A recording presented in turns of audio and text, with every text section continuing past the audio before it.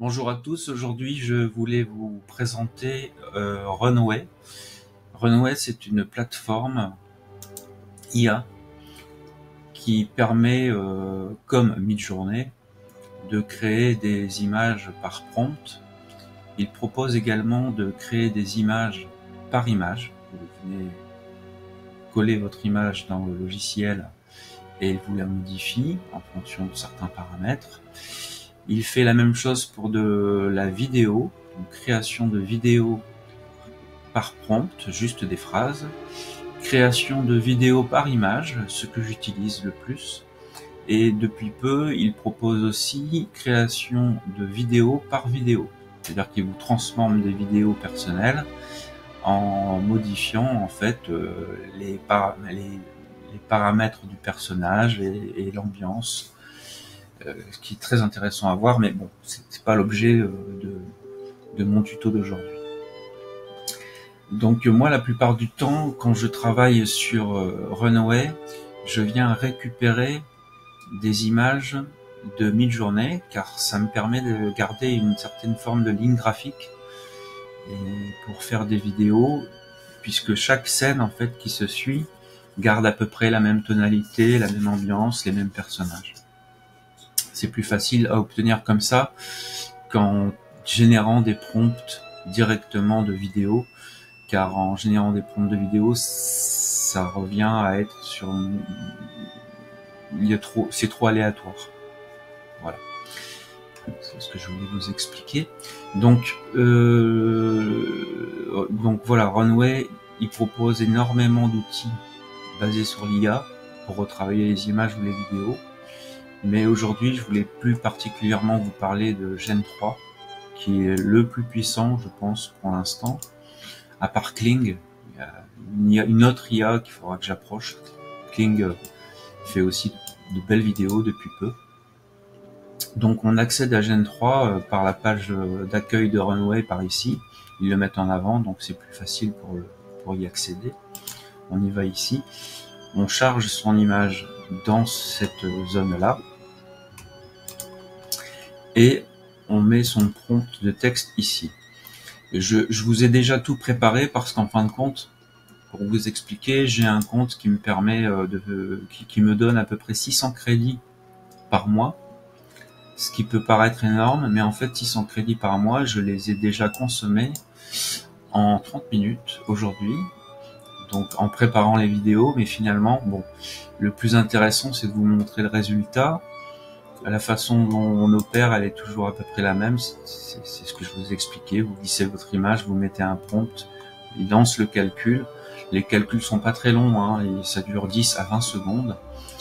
Et je vais vous montrer ce que j'ai fait. Donc les images sur Midjourney que j'avais sélectionnées, c'était par exemple cette image d'un homme, c'était représenter l'architecte devant son œuvre. Et puis quelques autres images que j'avais générées de centres commerciaux. Et j'en ai fait quelques-unes, mais celle-ci, je les ai pas animées. Celle-là, je l'ai animée, on va le voir, et celle-ci, assez facilement.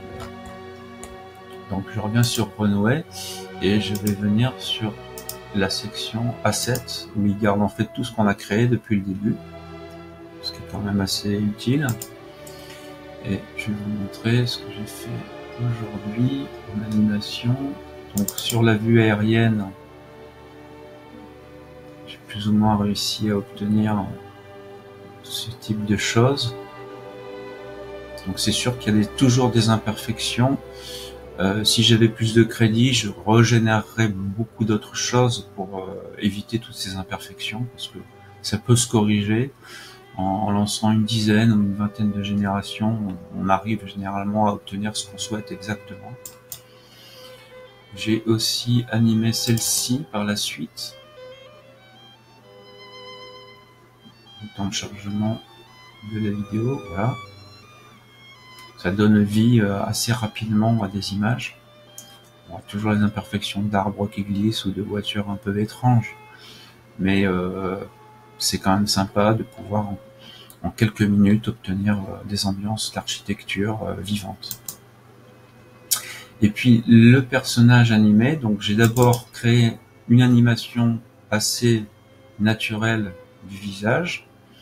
Et par la suite, vous avez un outil où vous ajoutez en fait une phrase, vous choisissez le mode, vous choisissez la voix du personnage, si c'est un homme, si c'est une femme, il y a différentes propositions de voix, vous les choisissez à l'avance bien sûr au niveau de l'intonation.